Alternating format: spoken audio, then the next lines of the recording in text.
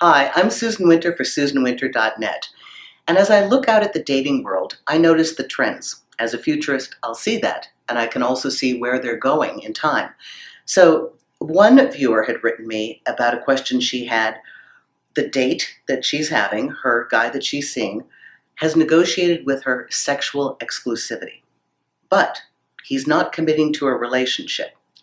So this is kind of a new reformulation on, I think, an improvement on just the chaotic hooking up.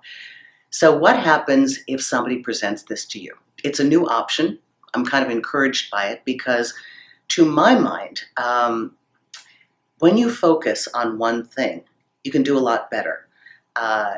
If you have multiple people that you're sleeping with concurrently, it's not a great formula for actual decision making. I do understand comparison shopping, so don't get me wrong, but it doesn't seem as though it's as focused, as serious as somebody who wants to sleep with you exclusively.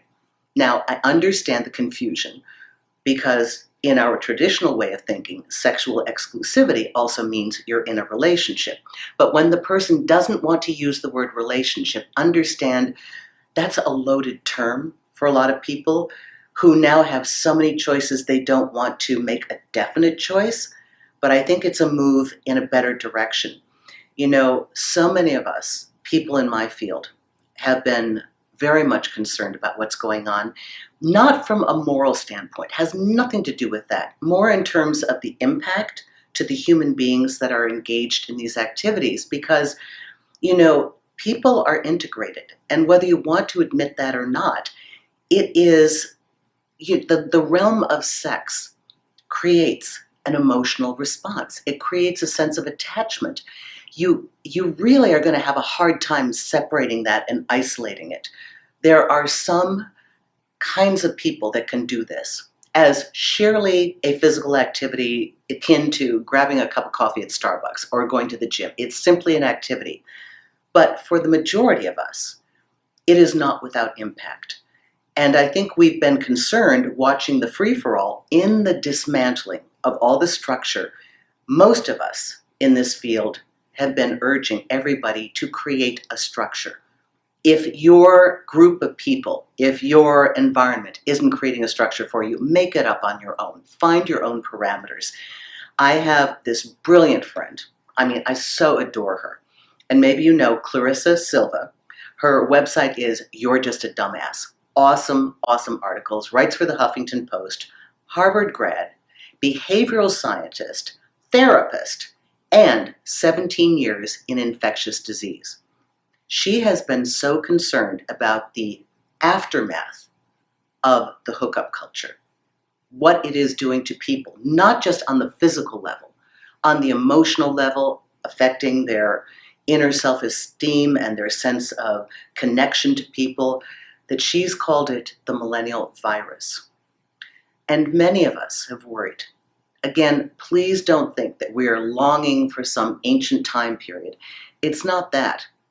But those of us that know human nature know that men, women, yes, we're all affected by these things that look so much fun. Yeah, I just hooked up.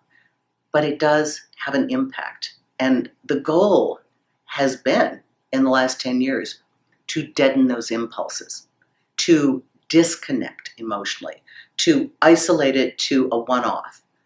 And that's not the way we humans are built. So if you find that somebody is presenting you with this new and emerging trend of saying, I want to claim sexual exclusivity, that's what I'm looking for, and they're not giving you a relationship, and that sounds right to you, I would certainly proceed forward. Because what it's doing is it's tiptoeing into a reformulation of an old paradigm. But it's doing it in a way that offers options, which is good for everybody. It is allowing for the possibility to exist of a partnership. And that's a phrase that I've used many times. Once I learned that you had to negotiate, what you had. I remember with my boyfriend years ago, somebody told me, oh yeah, you have to negotiate sexual exclusivity. I was like, what? When did this happen? And so I remembered the word that I used. I was looking for a phrase, and so I thought, okay, I don't want to scare him off, but I do want to tell him what I want. And I said, I would like to examine the possibility of a relationship. I'm open to that possibility for examination. And I think that that's a very polite way to say, listen, we proceed in our best efforts. We don't know the outcome, but we're stating our intention. And all you can do is try. I hope this helps you. And if you are presented this option, it sounds good, try it. And remember, you are allowed to negotiate.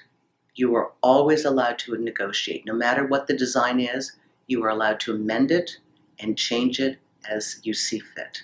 Thanks a lot. Susan Winter for SusanWinter.net.